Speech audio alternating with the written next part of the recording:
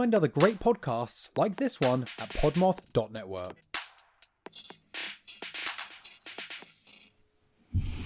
That's a nice one. Is that a hot, stinky line? Yeah, it went all the way to the top and bottom. Yeah! Just like me. Music. In olden days, a glimpse of femur was only for morbid dreamers, but you're not alone. Bring anything bones. Two goofy gals with deathly interest go on a skeleton inquest in your headphones. Anything bones. Hello and welcome to Anything Bones. I'm Sophie, the Great Schism Schwartz. And I'm Katelyn, Fairy Dust Hart. And hi, this is the podcast where we talk about bones and bone-related topics. Welcome. Welcome very much. I hope you had a wonderful spooky season, a wonderful Halloween. Yeah, big shout out to candy and Halloween costumes. Halloween was on a Monday, so it was a little bit weird. Yeah, I don't think either of us did anything for Halloween proper. No, but we had a nice time the night before. We did, which brings me perfectly into the intro I have prepared for us. Okay, I'm ready. Wow. So we had a little, I wouldn't quite call it a Halloween party. It was a festive, spooky gathering. Right. There were bubbles. I remember that. There were Halloween bubbles, which is not code for champagne. We're talking little vials of bubbles.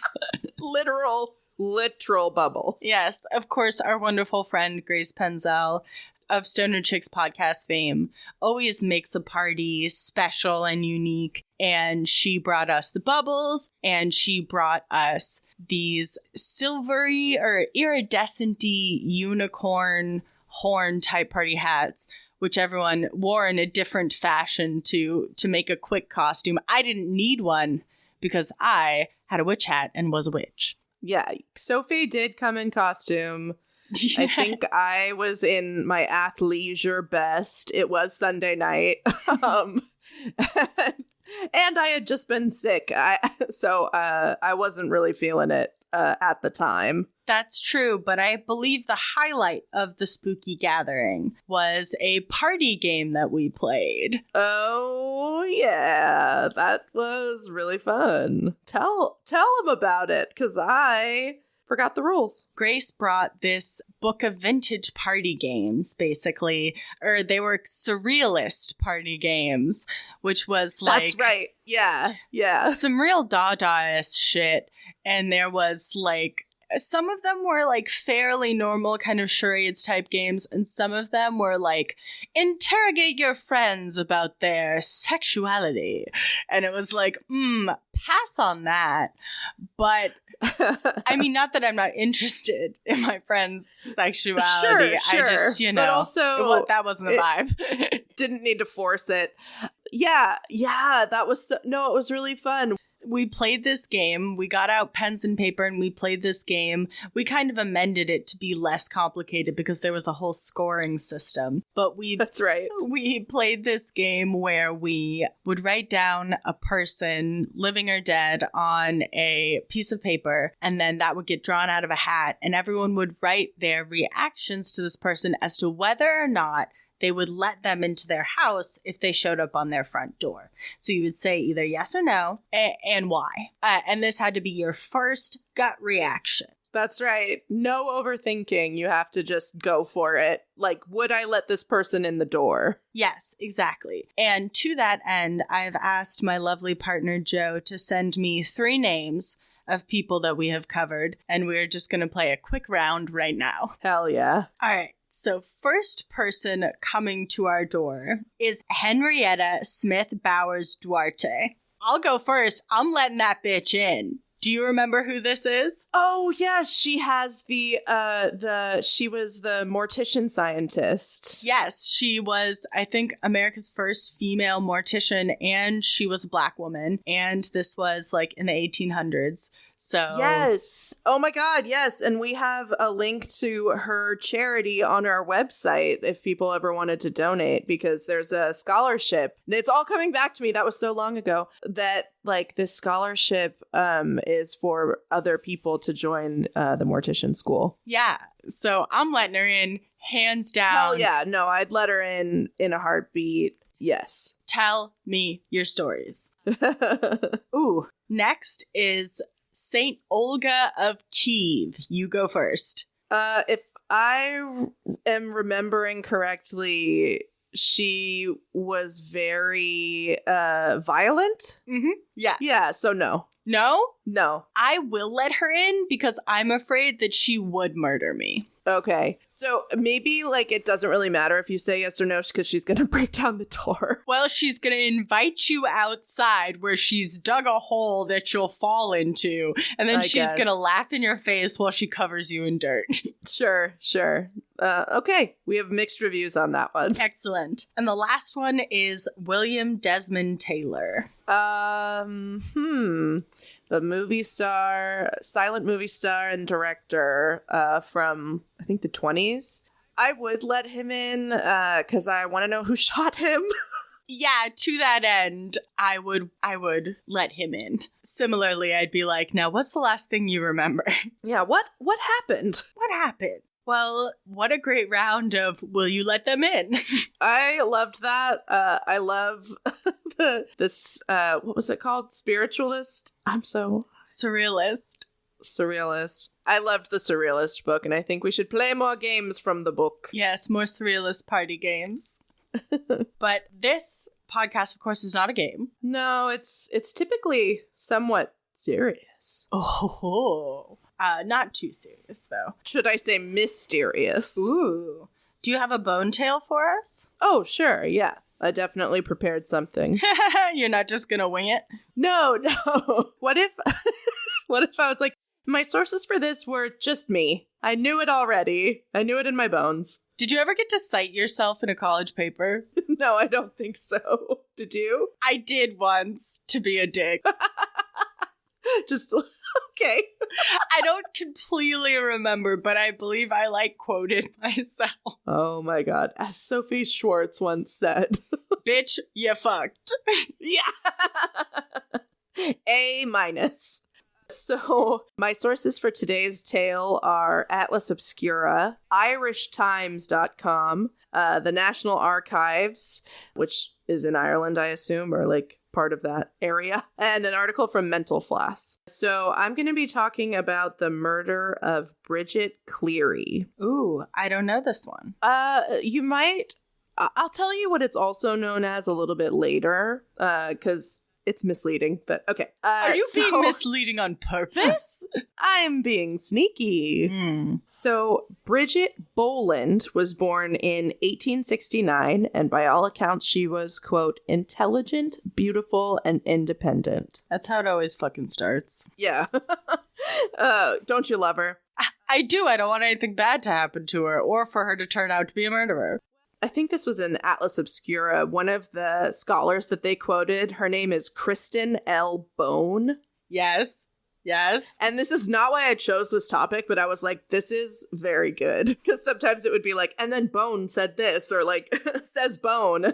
It tickled me. Hell yeah. I love that. Awesome last name. Mm-hmm. So Kristen L. Bone wrote about Bridget's tale in a book called in a book called Women and the Abuse of Power. Ooh. So she said that in many ways, Bridget fit the definition of the late 19th century's new woman. Ooh. Hell yeah.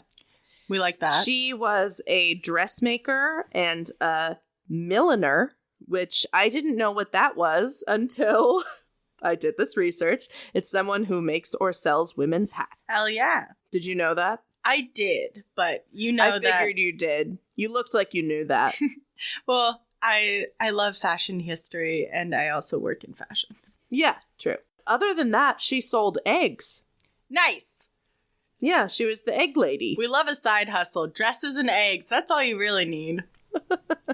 So Bridget meets and falls in love and marries Michael Cleary. And they meet about 15 miles away from their home in Ballyvodlia near Clonmel. So this takes place in Ireland. I don't know if I'm saying this right. I don't know where these towns are, but they sound delightful. So when Bridget and Michael meet, she's 18 years old and she's a dressmaker's apprentice. Michael is 27 and he is a cooper. And I guess that means that he constructed barrels and other stuff like that. Nice. Love a good barrel. Sure, yeah, who doesn't? So they get married in August 1887. And they are both literate and relatively, stable, and Bridget is able to support herself mostly, which is kind of weird for the late 1800s. That's awesome for the late 1800s. Right? I know. It's weird, but awesome, obviously. I'm like, yes, bitch. She and Michael lived in a stone cottage with a roof and glass windows. And I guess a lot of the people around them still were living in windowless, mud-walled houses and had nasty roofs. So they were pretty well off. They were married about 8 years, but they didn't have any children. They, by all accounts, had a happy marriage. And because they were more well off, I guess it colors the story. So just kind of keep that in mind. It's just a weird kind of detail because, of course, we're in the United Kingdom, so class is involved in this story. Of course, yeah. So Bridget is part of this class of women in this kind of rural society that's sort of going towards more modern way of life, I guess, is one way to say it. So it's weird that she is taking care of herself and able to support herself in this time, but that's sort of what things were moving towards. Yeah, transitional time for women. Mm-hmm. And so part of this old culture, this rural culture, was based in oral tradition and farmlands and being with nature. And so one big part of Irish my ancestor came out there. Yeah. One big part of Irish folklore is fairies. So the Irish have believed in fairies for a very long time, and the fairies coexist with their Christian doctrines, so it's part of their just everyday life. They learn legends about fairies as they're growing up and how to appease them, which I guess you leave food on the table for them, food that you haven't eaten, and then if fairies are mentioned, you have to say bless them. Yeah, because are these the kind of fairies that are fun and hang on mushrooms, or are these the fae who will fuck you up if you offend them? The latter. Yeah.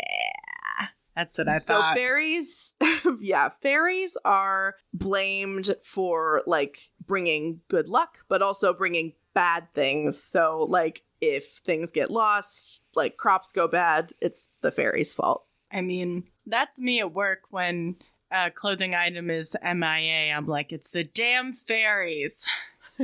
Yeah, now you can say that. You're going to learn here today. Mm-hmm. So sources were a little bit mixed here about whether Bridget was super interested in fairies or if she had nothing to do with it because she was a literate, forward-thinking woman of the time. So I don't know what to believe. I don't know if she was into fairies or not. I mean, I think two things can be true at the same time.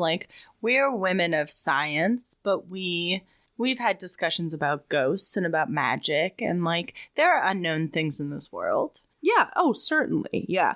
If you don't have some kind of reverence for that, or there is so much that is unknown, you cannot claim to know everything. It just doesn't make sense. Yeah, I think that's bad science. Yeah. Is thinking you know it all. Either way, it doesn't super matter to this story whether Bridget was into fairies or not. But what matters is the time period and the culture and the place that she was in. Fairies were very relevant and still part of their everyday life. The cultural context. Mm-hmm. So it is March 4th, 1895. And Bridget goes out and she is going to deliver eggs to her father's cousin, whose name is Jack Dunn. He lives near Kyle Nagrana Hill. I probably said that wrong. And this has this ring fort or fairy fort, which is this medieval circular settlement that is believed to be like where the fairies hang out. So you have to avoid it because the fairies are ready to fuck you up. Oh, yeah. Damn. That's so cool. Whether or not Bridget like went to the fairy fort on purpose or just like walked past it while she was delivering the eggs, she did go near this fairy fort when she was out on Monday, March 4th. Okay, so in this time in Balivadlia, where they live, the locals believe that if you walk by a fairy fort, you are going to get snatched. And this is from Bone, so we know it's legit. They liked to take children and women, particularly pretty women, it says, because apparently fairies were not very effective at producing children on their own, so they needed, good-looking mortals to keep the line going. That's the logic, I guess. Yeah, that's a thing with fairies. Mm-hmm. And then so they take somebody, and then they're going to leave something else in return, and it's a changeling. Oh. So I didn't say it at the top. This is kind of known as the changeling murder. Yes. Sorry, I just think, just pausing for 1 second for World's Quickest Tangent, the idea of changelings, it's very interesting to me. Go off. That, you have these entities that are taking human children, but in return, they're bringing a fairy child, right? Mm-hmm. And, in some changeling lore, they take the baby back or the baby escapes or whatever. But in some changeling lore, they grow up to be a full-grown person. The idea that, some people are fairies, it's, it tickles that type of, fantasy wonder that I love. Okay, cool. Well, I think this tale is for you, except for the killing. Not hot on killing. Of course. But the fae are. So I already covered a murder that was about a changeling. Remember that movie with Angelina Jolie? Yes, that's the more famous changeling. Yes. The case... Oh, God, I can't remember what his name was. We'll put it in here later. That's a job for future Sophie. I think y'all are thinking of Walter Collins and the Wineville chicken coop murders. Did you know that a lot of the people that were accused of being changelings were typically more educated women, kind of in line with witches? I wonder why that is. Bone says, quote, "The changeling and the witch are just another branch of the same idea. Both were a means of punishing women who stepped outside societal norms, like Bridget Cleary." Damn, our stories are going to go real good together this week. Hell yeah, and we didn't even plan it. Nope. How are changelings identified? I forgot to put this in there, and this is important. Apparently, changelings acted kind of strange. There was something off about them. They were often sickly. And then there was sometimes that they looked slightly different from the person that they replaced. Something was... I imagine that they're Twilight vampire version of themselves. I love that. Stick that bitch in the sunlight, see if they sparkle. That's very interesting. And it also just makes me think of prejudices that people had at the time about stuff that they like didn't understand, and like kind of the inherent like ableism in that as well. For sure. You know, if someone like came back like with, you know, like a scar or having lost part of themselves or, you know, lost a lot of weight or something, it's like, you're a changeling. It's like, no. Yeah. you look different, so I have a reason to suspect you of something. Yeah, of something bad, because I don't think people were huge fans of changelings. No. So here's where we get to the less interesting and, well, it's interesting, less lighthearted part of the story. All right, so Bridget comes back from delivering the eggs, and she just like can't seem to get warm. And then over the next few days, she gets like more and more sick, just like ill in bed. I guess her father walked 4 miles in the rain, it says, to get the doctor. And the doctor was like, no. Her husband, Michael, went twice to get the doctor before he actually showed up again. And this was 9 days after she had been outside and caught her a cold or whatever. I'm not a fan of this doctor. The doctor that you love so much diagnosed her with nervous excitement and slight bronchitis. And he's like, here's a little bit of medicine, but a priest is going to come and give you last rites just in case. I like that the bronchitis is an afterthought. Like, yeah, the nervousness is what it really is. Yeah, no, you've... Oh, no, sorry, excitement. Nervous excitement. You've got nervous excitement because your womb is just bouncing all over your body and trying to get out of your mouth. Also, you might also have bronchitis. Yeah, a little bit of both. Little column A, little column B. You're Yeah. totally women crazy. Also, your lungs bad. Yeah. So, Michael is increasingly worried about his wife as these 9+ days are going on. So he starts to look for other cures or like causes for her illness. And, if you find what it is, then you can cure it. Mm-hmm. So he's like, Bridget, my love, you are 2 inches taller and you are too fine to be my wife. You're too tall and too hot to be my wife. This is why I think they're the Twilight vampire version of themselves when they're a fairy. This makes a lot of sense. She went into the forest and got yesified. So this guy, Dunn, who was in the story earlier... Oh, he was the guy that she was delivering the eggs to. The Eggman. Sorry, I'm really killing it with these names. I can remember all of them. Dunn, he's also a storyteller and he's well-versed in fairy lore. And he's kind of egging Michael on and being like, you think that she's 2 inches taller, she's a little bit finer than usual, so that's definitely not your wife, and you need to go to the local fairy doctor, whose name is Dennis Gainey. So Dr. Dennis prescribes a mixture of herbs that need to be, this is so weird, the herbs need to be boiled in new milk, and that's like the milk that is first produced by a cow after they give birth. Whoa. So very specific. That's a very specific milk. But Michael's all in on this. So he makes it, and then unfortunately, trigger warning for violence, domestic violence, he forces the herb milk thing down her throat while 4 cousins pin her down. Oh. And relatives, there's 4 guys in there, but relatives are just coming and going. Sounds like this was a pretty, like, open door kind of place. Like, people would just show up and be like, hey, can we hold your wife down?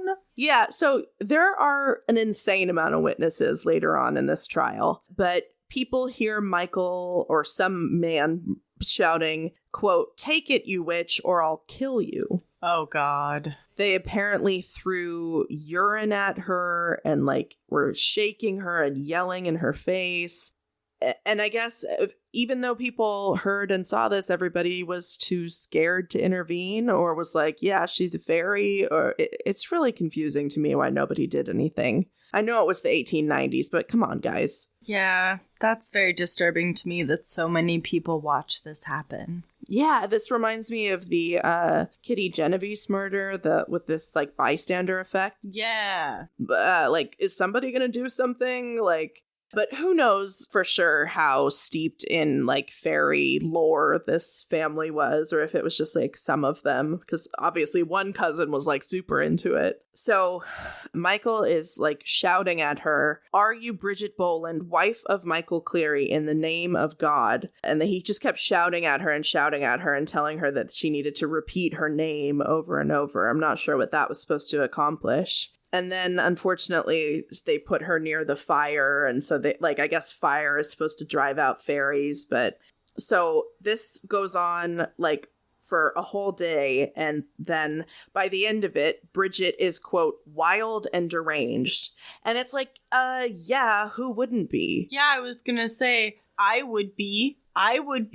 what are you talking about? Like, obviously she is. She's just been horrifically abused. Yeah, wild and deranged. She's traumatized. Yeah. Like, she's in literal survival mode because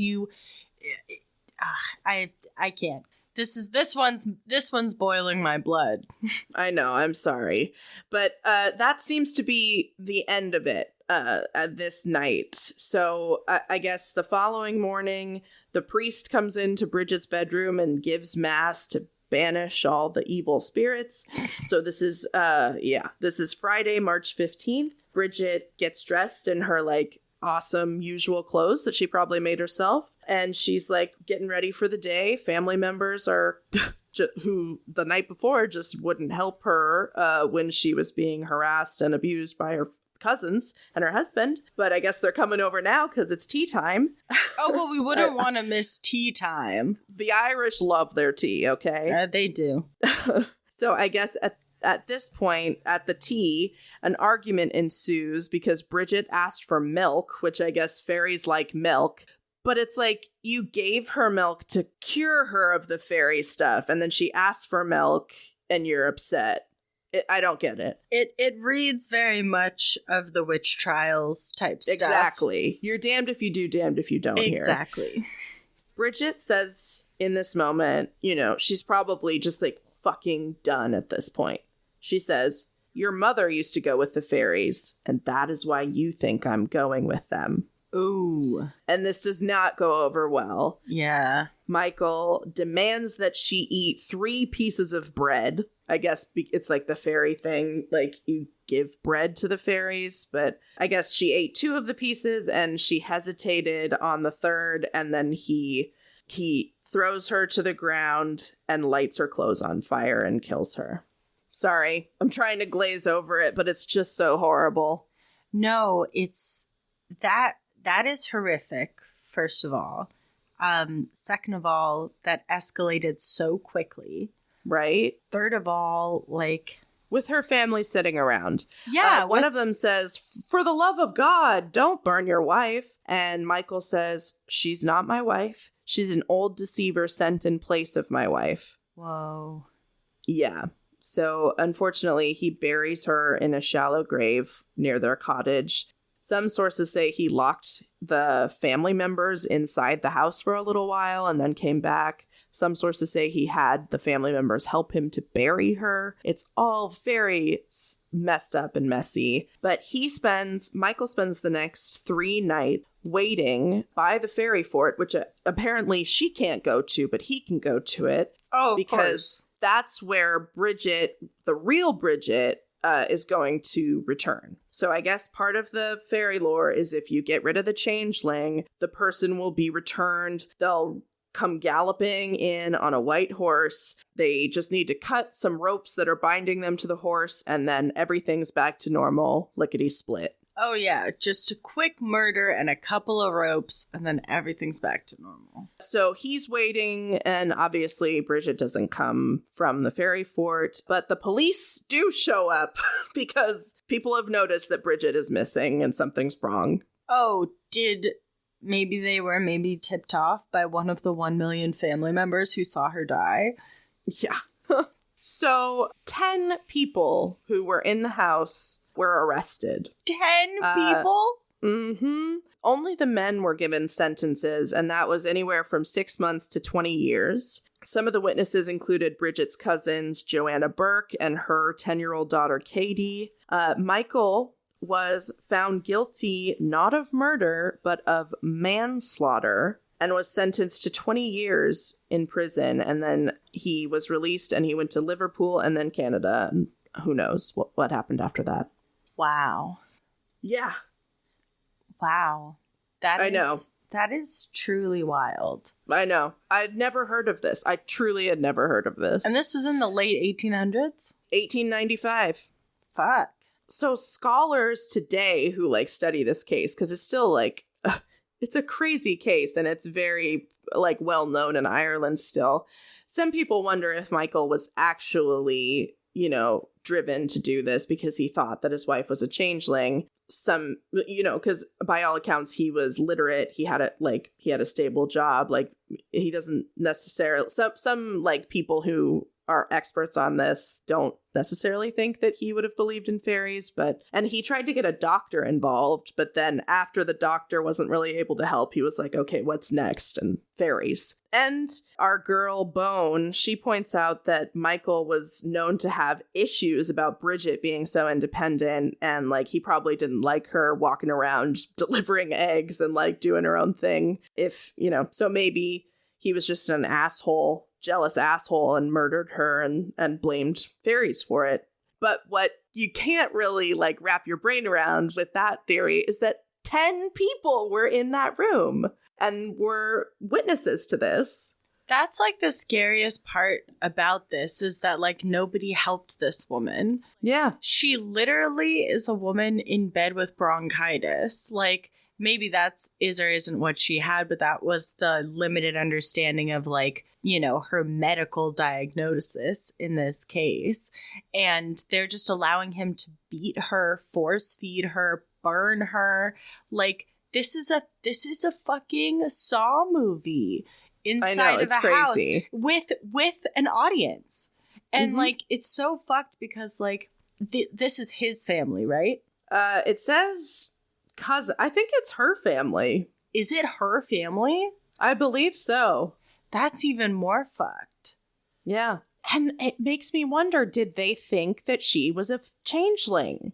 I mean, did they think that there was some kind of weird justification for this? Like, it's so bizarre, and it's like, it boggles my brain. I don't know. It's incredibly hard to say because, like, kind of like you laid out, in Irish culture, like, fairies are well-established and believed part of spiritual understanding. And so, like, something people believing as deeply in, like, Christ as they do in fairies, like, you can have extremely religious, educated people. You can have people who believe very staunchly. We were talking about ghosts. But, like, it's also interesting that he could have, like, riled the family against her using this story of her being a changeling. He also could have been mentally ill. That leads into my final theory. Because that's what I was thinking the whole time. There was a psychiatrist that was interviewed in one of my sources that wondered if Michael had what is known as Capgras syndrome, Capgras. And it wasn't like noted until 1923, so several years later. But it's a disorder where you can't recognize faces. So you think that an imposter has like replaced someone that kind of like a changeling, but it literally is a mental delusion. Would that happen with all faces or just some faces? There is, I remember from a psychology class, that there are people who their brain works in such a way that they cannot recognize any face. So like, it doesn't matter who's talking to them. If they're looking at them, they can only recognize people by voices. Wow. Yeah. I didn't know that. Yeah. So that is the last theory, but we'll never know because this happened in 1895. Yeah. I don't know. That last one really makes me think and makes me wonder, like, can it be selective? Because wouldn't he think that everyone is a changeling? Yeah, who knows? Exactly. That's, wow. Katelyn, that excellent find. Oh, thank you. Damn, I am flummy as hell. And on that note, take a cough drop and listen to an ad. I'm sorry. Hell yeah.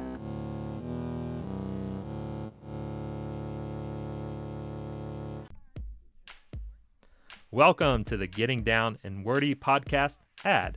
What do we do on this podcast? Well, it's the first Edda musical podcast. Can you try that again in real words so that people can understand? Fine. We talk about the intersection of popular music and language. Oh, can we also talk about Eurovision? Okay. Find us on Apple and Spotify. We are a Podmoth Network podcast. Minnie came over as soon as my story was done. Aw, she's like, are you done talking about... Is Yeah. Mama done talking about Marber? Can you shut the fuck up? You're so loud and I can't sleep. The stories you tell me are so sad. Yeah, these suck. These stories suck, mama. Well, now that I've deflemmed myself mostly, it's time to get into another story of a strong woman who was experiencing growing pains in her time. Oh my god. Tale as old as time. Song as old as rhyme, baby. This is Joanna and the Pope. Hell yeah. I don't know this one. Yeah, we're going to be talking about Joanna I of Naples. Oh, is she a princess? No, you'll tell me. I will. Let's get some sources out of the way first. So we have, of course, Wikipedia, an article from Ranker, an article from encyclopedia.com, and an encyclopedia from Britannica.com. Okay. That was hard to get out for some reason. It's the phlegm. I'm all fucked up on phlegm. So, Joanna was the eldest surviving child of Charles, Duke of Calabria. And he's the only surviving son of Robert the Wise, King of Naples. Okay, good. Got that? Yeah, King Robert. So, I just liked this little detail that she claims to have been born in Florence, but she actually was probably born, like, on the road to Florence. Oops. No big deal, but... NBD, but, like, you know, kind of I thought of it as a, like, medieval taxi birth. Yeah. Of course, the precise date of Joanna's birth is unknown. We've gone through this a lot with significant women where people don't know they're going to be significant, so they don't really write down a lot of stuff about their childhood or early life because they just did not do that for femmes of the time. Sure. But it's probably either 1326 or 1327. And her mother gave birth to 4 or 5 children during her 4-year marriage, and Joanna was probably born in December of 1325, or very early 1328. Okay. So it's a bit all over the place. It's sometime in the 1320s. She had a lot of siblings, but all of them ended up passing away except for her younger sister, Maria. Oh. That's the 1300s for you. Yeah. Child mortality was real bad. Yeah. And speaking of mortality, her father, Charles of Cambria, died unexpectedly in 1328. Oh. And this is a real problem because his father, Robert the Wise, had no other living children. So his heir, his son, dies. So he has to make a decision. Is he going to name his nephews? There's the cool thing about them is that they're men. Right. As his heirs, or his granddaughter, Joanna. Right. Tough choice. Tough choice. At this time, the law of Naples didn't actually prevent women from inheriting the throne, but it was extremely unusual. It didn't happen very often. And there was actually an agreement between the Holy See and Robert the Wise's grandfather, Charles I, that said that his female descendants could inherit the throne, but they just had to marry a man somewhere down the line. Okay. That sounds like Princess Diaries too. Well, she had to allow her husband to have governmental powers as well. So it's not quite as fun as Princess Diaries 2. Not like Genovia at all. No, they could learn a thing or two from Genovia. So it's 1330 and Robert of Naples is still grappling with this problem. And he decides to pick Joanna. And nice. Yeah. But as a consolation prize, he's like, I will marry her cousin Andrew of Hungary to her, just so that the Hungarian branch will not get angry and invade Naples. Okay, so he's the cousin that was maybe going to get the throne. Yeah, he's going to get it anyway, and there's going to be a marriage between cousins. Got it. Good, I'm glad you follow. So in 1333, Joanna and Andrew were married. I would love you to guess how old these people are. Oh, 13. I would love that. I would love that.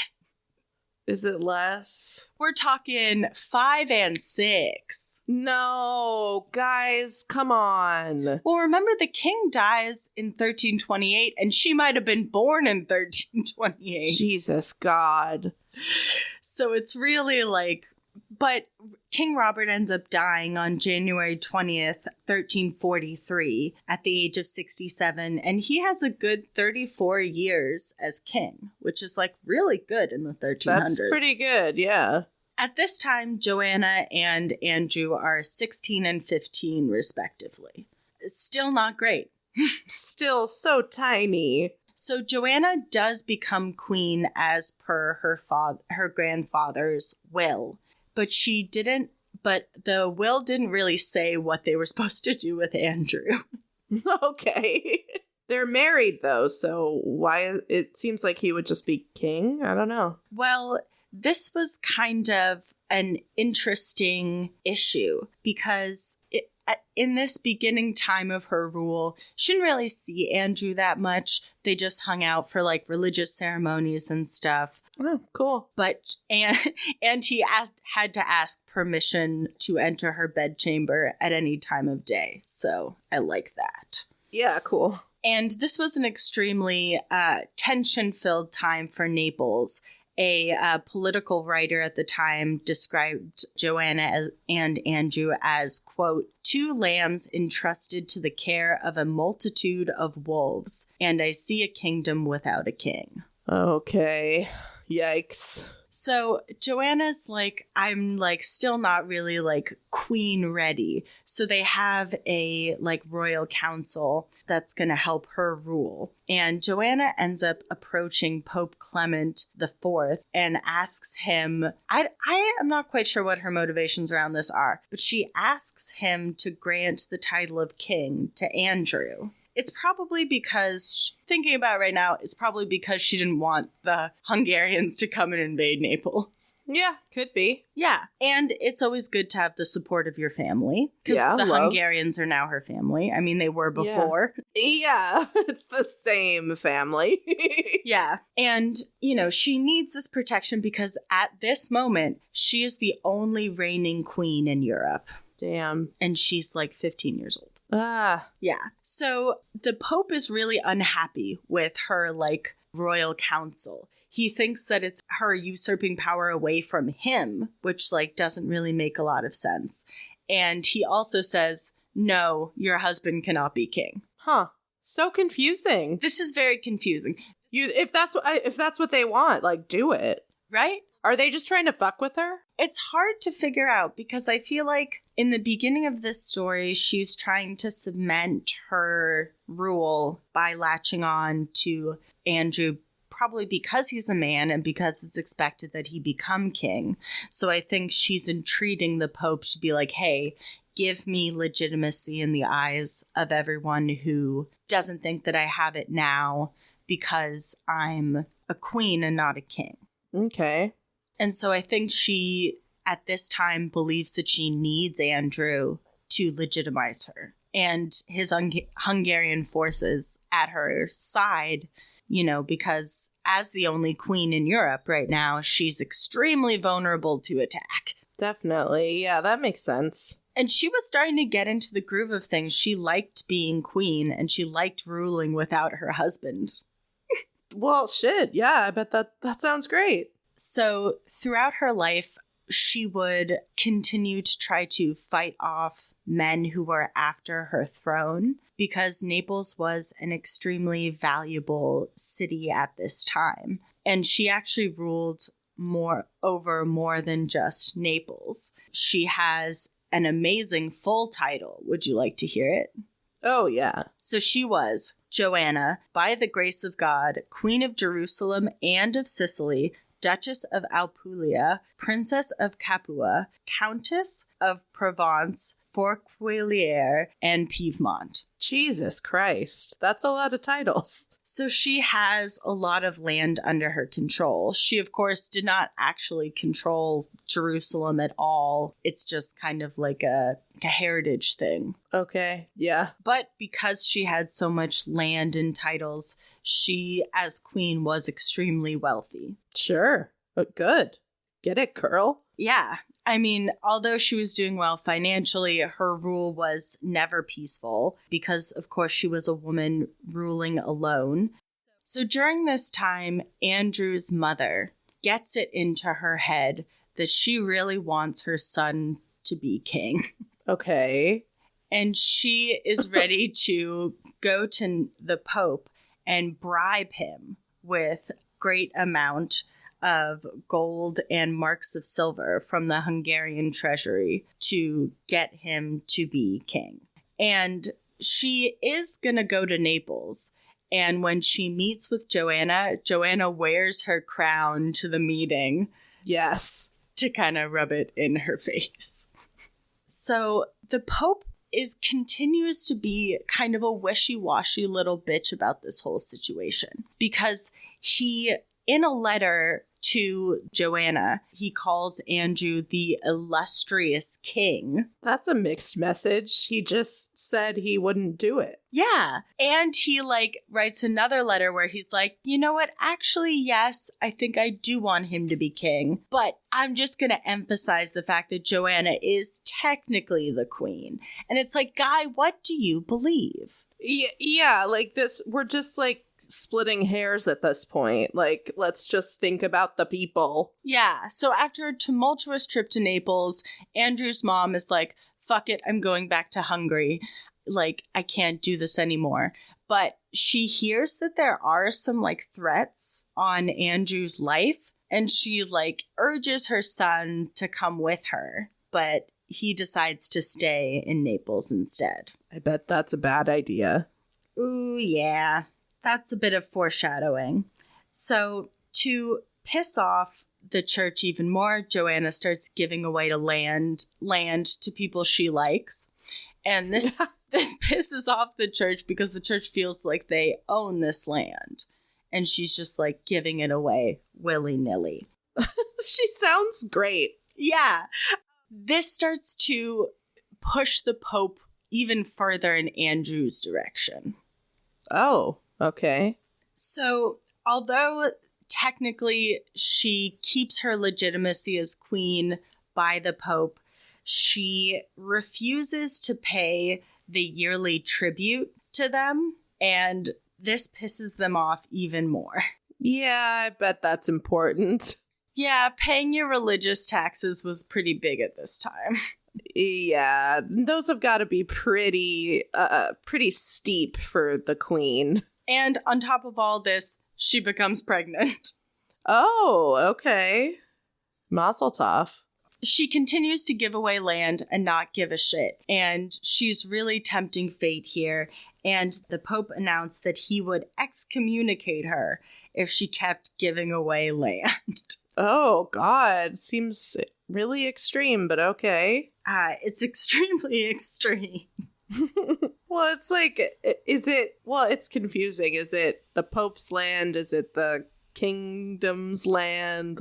I don't know. It seems like they're just having a pissing contest. They really are. And honestly, to break it down, everyone else seems to want Andrew to be king. Joanna does not want Andrew to be king.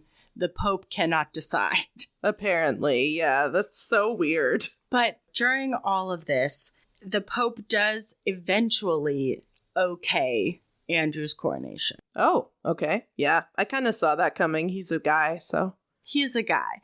But there are still people who are strongly in Joanna's corner. And during a hunting trip at Aversa in 1345, Andrew is staying in a little estate, and in the middle of the night, he decides to get up, and a group of conspirators set upon him. Oh, God. They force him into his room, they bar the door, and they have this big fight, And Andrew tries to defend himself, and he's yelling and screaming for aid.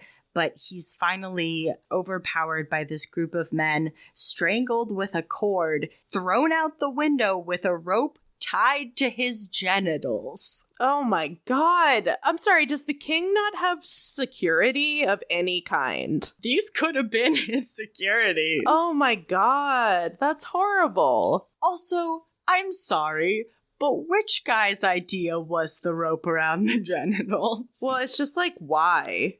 It doesn't make sense. So, obviously, who's the first person who's gonna get blamed for this one? Joanna? Hell yeah. And this cannot really be proved whether or not she was involved in her husband's murder, but, you know, she disseminates the information to all the other royals, which does include her husband's brother, who is now king of Hungary, and he gets pissed off and decides to invade Naples. Oh, God. We knew it was coming from the beginning. Yeah, well, 1347 was a real bitch. Everybody was invading something. Yeah.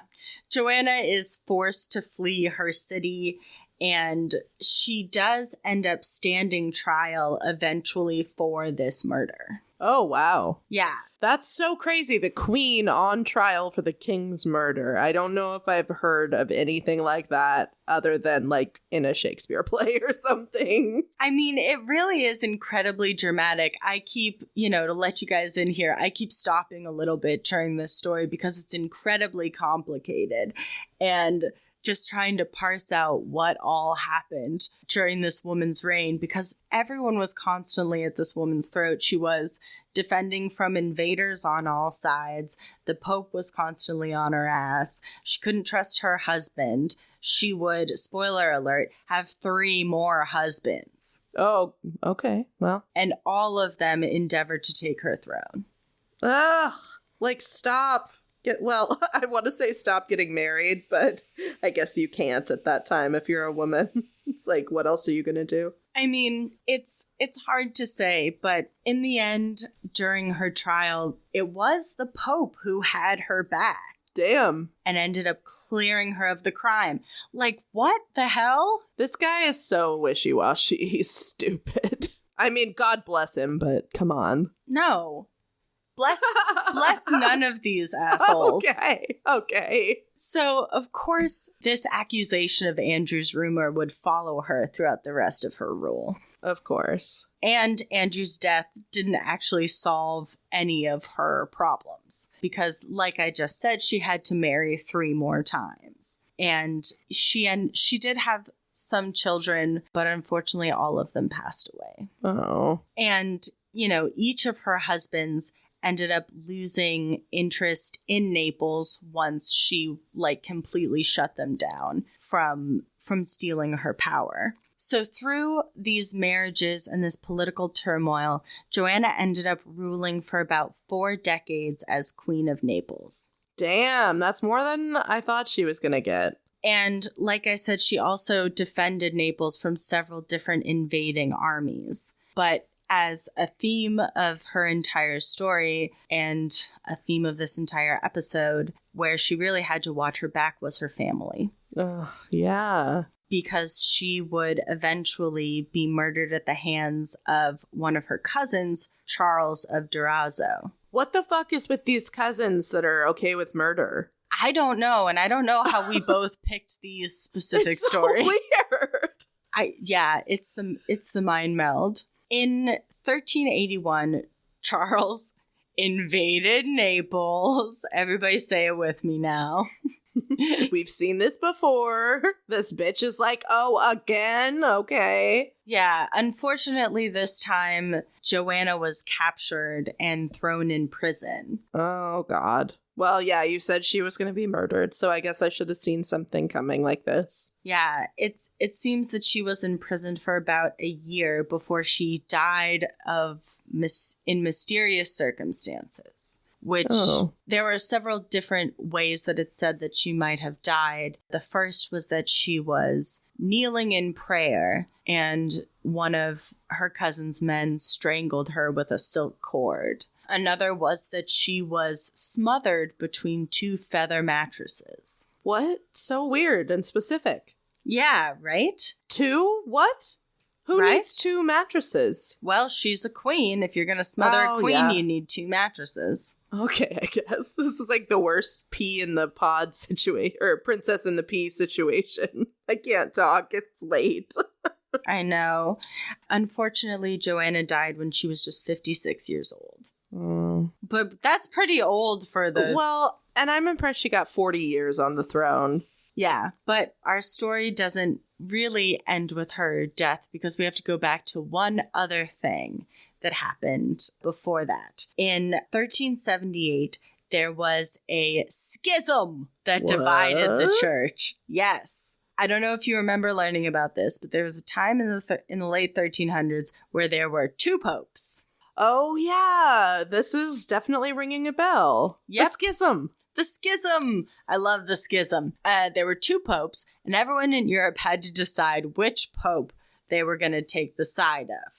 Unfortunately, our girl Joanna did pick the wrong pope. Oh, no. And after she was murdered, her body was sent back to Naples and viewed for a time. But because she had been excommunicated by Urban IV, because he went ahead and did it. Mm-hmm. And that was partially because of all of her fun land giveaways and partially because of her activities during the schism. Okay. She was not taking, was she not buried properly because of it, or? Oh, Katelyn. Oh. So she, like I said, her body was viewed for a time, and because she was excommunicated, she could not be given a proper Christian burial.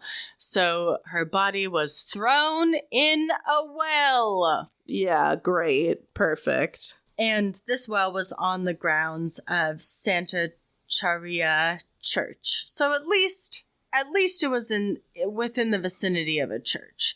But I feel like this story parallels very well with the story you told. For Joanna, her entire life was spent trying to claim her power as a fairly modern woman in the 1300s, and she refused to let any of her husbands usurp her power. She stayed queen, until her death, and it was not an easy fight. Yeah, definitely. But despite her power and all that she had accomplished as queen in defending Naples, she was undercut by her family. Yeah. I did not know about poor Joanna, queen of everything. Queen of fucking everything. Yeah. Ugh, I mean, man. she sounds like a fascinating woman, a very strong woman. Would not like to meet her cousins. Bad day for cousins on the podcast. Yeah, stay away from your cousins today, folks. But then go see them tomorrow. Yeah, stay away from your cousins today. If you thought you were going to text your cousin today, not today. What are you thinking? Wait till tomorrow. Wait till tomorrow. Oh my god. Wow, this was a fascinating one. Very, very different. Very old. 1300s and 1800s. Well, we like the old stuff. We love the old stuff. So if anybody wants to buy a sweatshirt or a t-shirt or a mug, we do have a merchandise shop. We have a website, which is anythingbonespodcast.squarespace.com. We're on Instagram and Facebook. We're everywhere. So if you're new to the pod, check us out. Yeah, and a quick note on the sweatshirts. I have a report from my brother and his lovely wife that the sweatshirts are extremely soft. We love to hear that. And fashionable. Yes. Show your love for your bones. Yeah. And on that note, treat yourself nicely. Love those bones. They hold you up. Bone voyage. Goodbye. Love ya. Thanks for listening to Anything Bones. Follow us on Instagram or Facebook at Anything Bones Podcast, or email us at anythingbonespodcast@gmail.com. Thank you to Nick Kruger for our spooky music and Stephen Vetteroff At Chubby Scrubby on Twitter, for our jazzy vocals, and thank you to Camilla Franklin at Camilla Strader on Instagram. for our beautiful bony artwork. Please rate, review, and subscribe. What's your favorite drink? A Negroni. Oh. Sabliato. Oh. With Prosecco in it. Oh, stunning. I don't know the order. No, I think you killed it. Okay, great.